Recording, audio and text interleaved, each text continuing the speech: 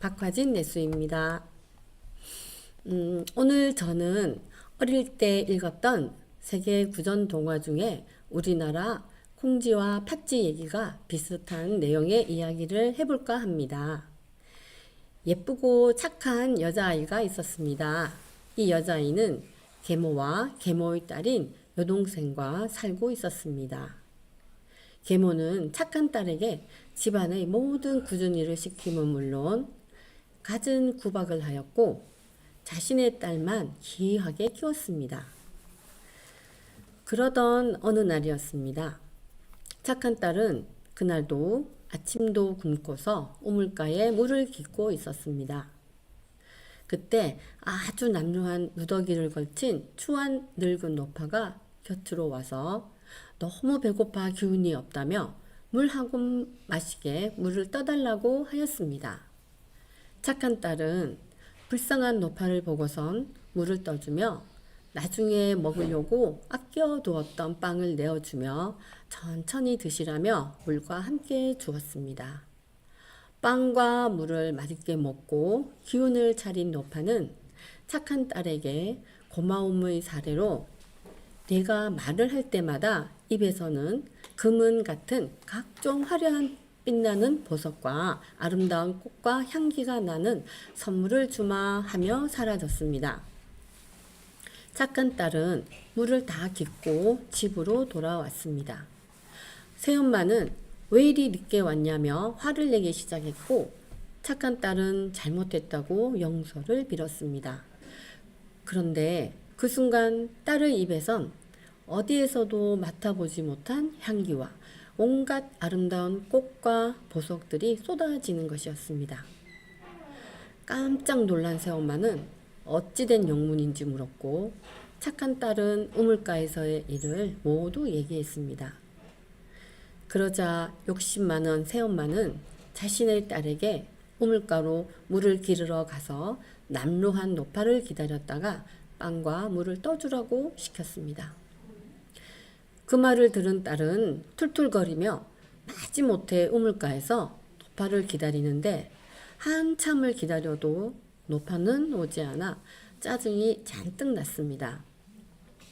그때 저 멀리서 아주 우아하고 기품 있는 젊은 부인이 다가와 아가씨 나한테 물을 길어 한 모금만 떠달라고 부탁을 하였습니다.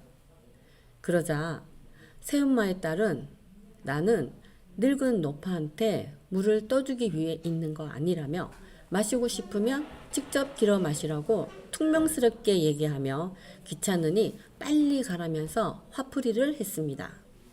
그러자 그 기부인은 당신은 참 인색하군요 하며 너는 앞으로 말을 할 때마다 뱀과 온갖 더러운 벌레와 오물과 악취가 날 거다 라며 사라졌습니다. 그 말을 듣고 기분이 나빠진 딸은 툴툴거리며 집으로 향했습니다. 한편 새엄마는 집에서 잔뜩 기대를 하며 딸을 기다리고 있는데 저 멀리서 딸의 모습이 보이기 시작하였습니다. 그런데 멀리서 오는 딸은 주위에 파리와 온갖 더러운 벌레들이 주위에 맴돌며 징그러운 뱀과 개구리 거기다 아주 역겨운 냄새를 풍기며 집으로 오는 것이었습니다. 새엄마는 이게 어찌된 일이냐고 딸에게 묻자 딸은 울면서 얘기했습니다.